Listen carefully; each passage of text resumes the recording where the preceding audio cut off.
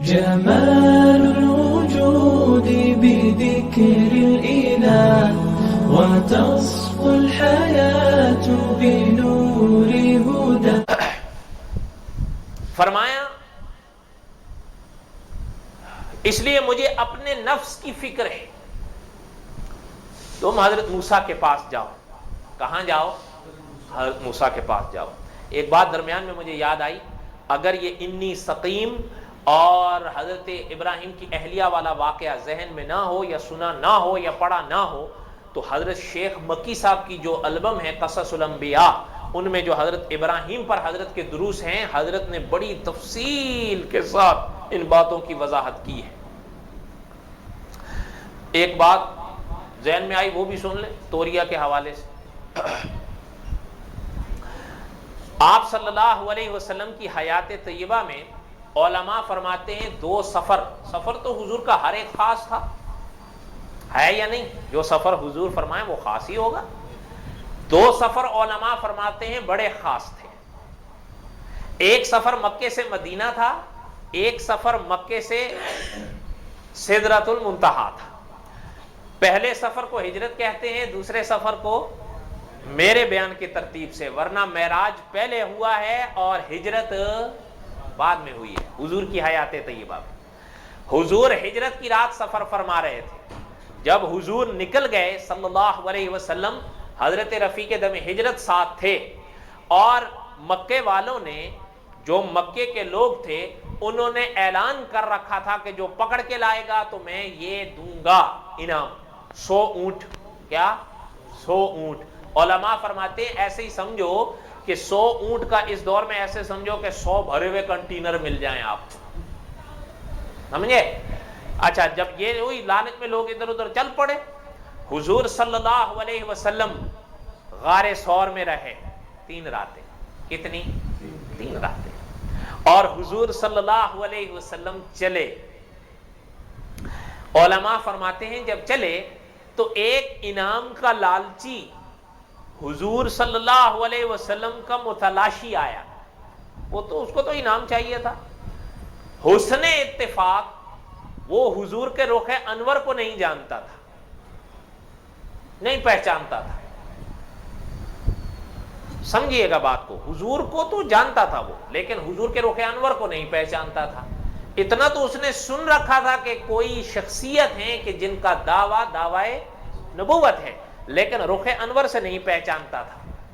آپ اس بات کو سمجھیے گا، کیا جس شخص کو انسان جانے اسے پہچانے بھی؟ یہ ضروری ہوتا ہے. جاننا اور بات ہے اور پہچاننا. جاننے کو پہچاننا نہیں کہتے. کیوں لالا ایسا ہی ہے یا نہیں؟ لالا آپ مست ہو رہے ہو؟ نہیں، سونا نہیں بنا رہے ہیں لالا، آج سونا کوئی نہیں بنا رہا ہے. لا الہ الا اللہ. وہاں پر اس نے سواری روک لی. حضور صلی اللہ علیہ وسلم کے رخ انور کو دیکھا، اور ساتھ میں حضرت رفیق دم ہجرت تھے. علماء فرماتے ہیں اس نے سوال کیا، آپ کون ہو، یہ کون ہے؟ لیکن علماء فرماتے ہیں پوچھنے والے نے یہ سوال حضور صلی اللہ علیہ وسلم سے نہیں کیا، حضرت رفیق دم ہجرت سے کیا. اور علماء نے یہ بھی وضاحت کی ہے اس موقع پر کہ یاد رکھیں کہ حضور صلی اللہ علیہ وسلم اور حضرت رفیق دم ہجرت یہ ہم عمر تھے، کچھ سالوں کے فرق کے ساتھ ہم عمر تھے. اس پوچھنے والے نے وہ سوال حضور صلی اللہ علیہ وسلم سے نہیں کیا، حضرت رفیق دم ہجرت سے کیا. آپ کون ہیں، یہ کون ہے؟ علماء فرماتے ہیں کہ اب اس کے 2 جواب ہو سکتے تھے کہ بھئی میں کون ہوں، یہ کون ہے. اور وہ دونوں جواب یا تو سچ ہوتے یا جھوٹ ہوتے. فرمایا اگر سچ بولتے ہیں تو ابھی اس کا موقع نہیں آیا تھا، اس لیے کہ کون سی امانت کون لے کے کہاں جا رہے تھے.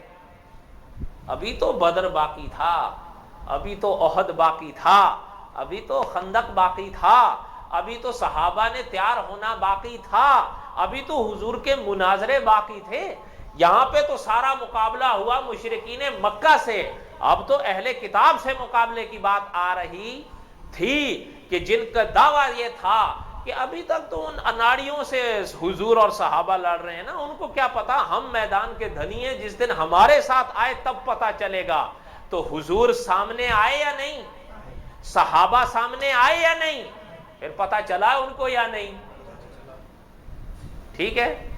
اچھا، ابھی یہ موقع نہیں تھا کہ ابھی یوں فرما دیا جاتا کہ جی میں کون ہوں اور آپ کون ہیں، اور فرمایا اگر جھوٹ بولتے ہیں تو پھر صدیق کیسے صدیق رہیں گے؟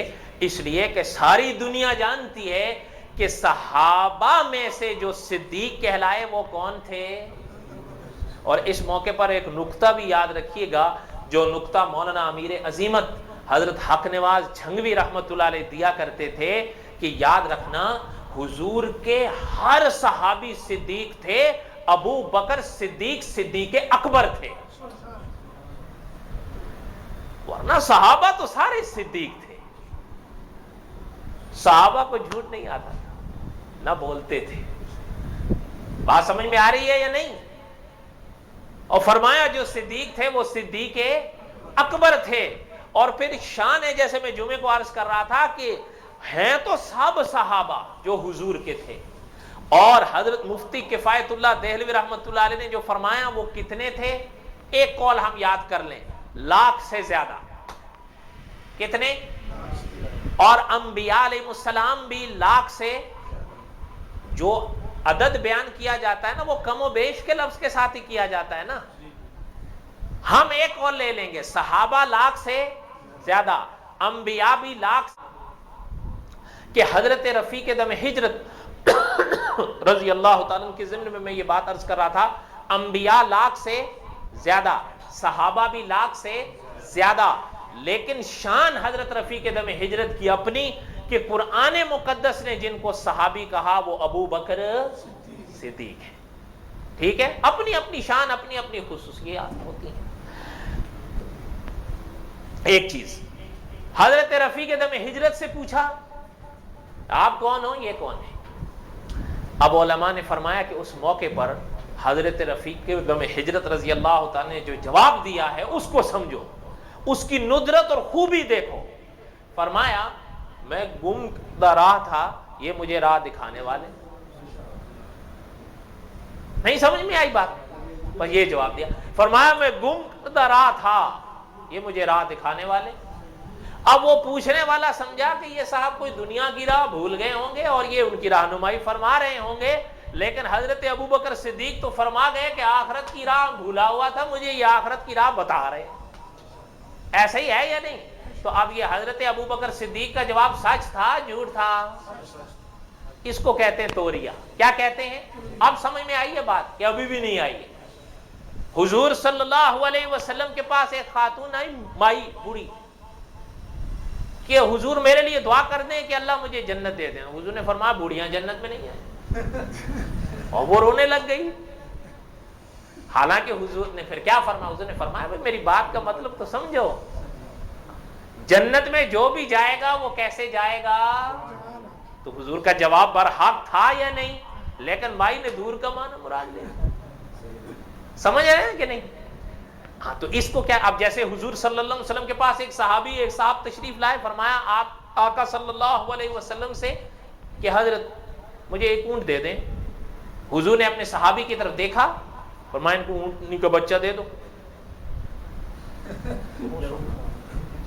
یہ کیا ہے؟ حضور میں تو اونٹ مانگ رہا ہوں۔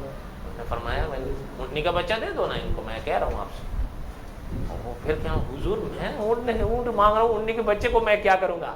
حضور بڑے مسکرائے، حضور نے فرمایا جو اونٹ مانگ رہے ہو کسی اونٹنی کا ہی بچہ ہوگا نا، اور کیا ہوگا؟ وہ کسی اونٹنی کا بچہ نہیں ہوگا۔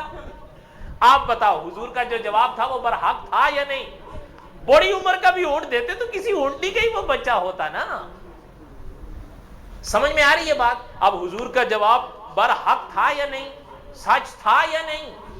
نبوت اور جھوٹ کبھی جمع نہیں ہو سکتا۔